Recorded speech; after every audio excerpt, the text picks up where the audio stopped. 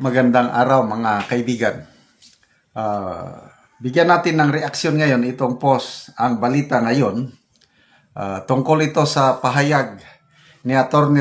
Rowena Guanzon sa napipintong siba kay Martin Romualdez bilang Speaker of the House. Luhaan na ang tao, yun, inalaskador pa niya. Grabing mang-alaska rin itong si Atty. Rowena. Title, Nauna Ka Pa. Nagbigay ng reaksyon si Atty. Rowena Guanzon, dating COA at COMELEC Commissioner, matapos kumalat ang balita na bumaba na umano sa pwesto si House Speaker Martin Romualdez. Sa kanyang Facebook post, kalakip ang litrato ni Romualdez na pre over ng ilang kasamahan. Nagbiro si Guanzon. Okay lang yan, be. Ganon talaga. Nauna ka pa matanggal sa pinapa-impeach mo. Ano ba ito naman si Atty. Rowena Guanzon? Oy. Pagka malikot ang kanyang imagination. Oo nga. Oh.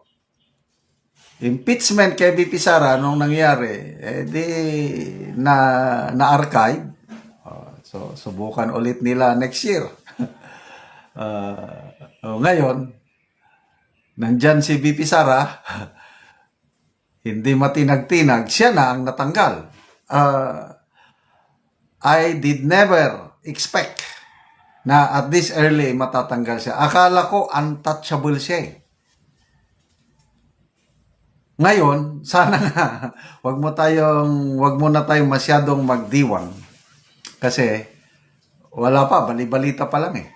Baka biglang magbago ang isip. Ay, hindi ko alis. No retreat, no surrender. Ako pa rin ang Speaker of the House. Sayang ating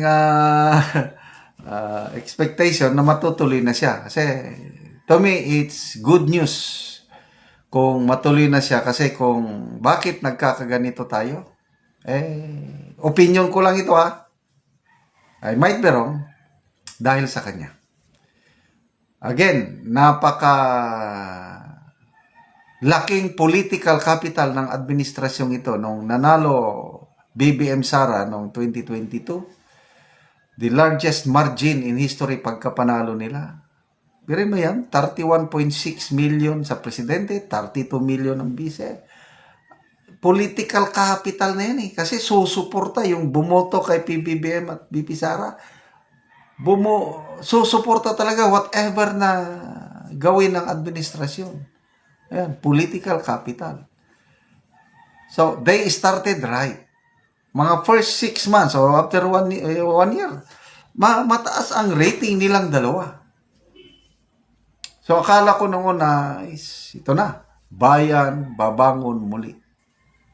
But we were wrong. Anong dahilan? Bakit watak-watak ang unity team? Anong dahilan? Bakit tayo nagkaganito? Dahil sa ambisyon na maging presidente. Kaya nagsimula na yung tambaluslos dahil sa galit ni BP Sara. Hanggang yan na. Kaya wala na ito. Impeachment, kaliwat kanan, PRRD, dinala sa Netherlands. Ngayon, kawawa. Reportedly, nagkaroon na ng dementia. Wala na sa memory. Kasi nga, sa stress pa naman, at your age, ganon, I cannot imagine myself. Pag makaabot ako ng 80 years old, tapos ma-isolate ako. Ang hirap nun. But anyway, ito na nga, I don't know kung anong tawag mo yan, fact check. Yung ipinagmalaki ng Pangulo na flood control projects last year, yun ang dahilan. Kaya magalit ang taong bayan. At least magandang Pangulo, inamin niya na nagkamali siya. Yung pinagmayabang niya na 5,500 control projects, Ngayon, inaamin niya na marami pala palpak, guni-guni. So ito na ngayon, ang sinisisi, Congress. Sinisisi, Speaker. Kaya ito, sana matuluyan ng mag-resign. Kaya ang tanong, what went wrong? Kaya yun din ang tanong ng Pangulo eh.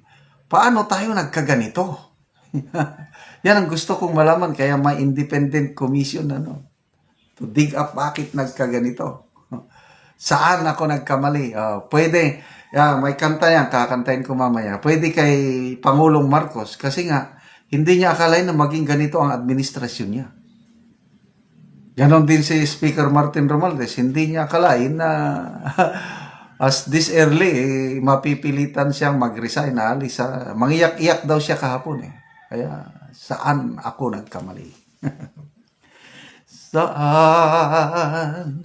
Saan ako nagkamali? Bakit ako ngayoy sawi? Ba't luhang iyong sukli? Saan nagkamali ang puso ko upang ito ay iwan mo? Ngayon ito'y tapat sa'yo. Nagsinungaling ba ako? O di kaya'y nagbago? Wala akong kasalanan sa'yo. Saan nagsara ang ating daan? Ngayon'y nag-iisa na lang.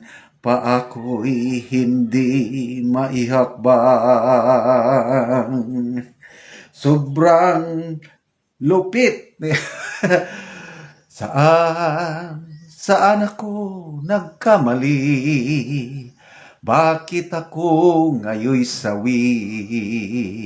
Ba't luha ang iyong sukli? So, whatever you sow, you reap. Biblical principle yan. Gumawa ka ng masama, aani ka talaga ng masama. Gagawa ka ng mabuti, aani ka rin ng mabuti. That's the law of God. Whatever you sow, you reap. Yan, parang ganun na rin ang karma. Babalik-balik sa'yo ang karma. Either mabuting karma at masamang karma, depende sa ating mga ginawa. Okay, salamat mga kaibigan sa inyong pagsubaybay sa ating channel. Nakakatulong kayo ng malaki sa tribong Talandig ng Bukidnon dahil ang sweldo natin sa channel na ito, pantulong natin sa tribo. Namimigay tayo ngayon ng livelihood assistance sa tribo, nagpapatanim ng saging lakatan at Arabica coffee. Panoorin niyo ang video na ito. Mauna ni ang among saging lakatan nga among pagaputos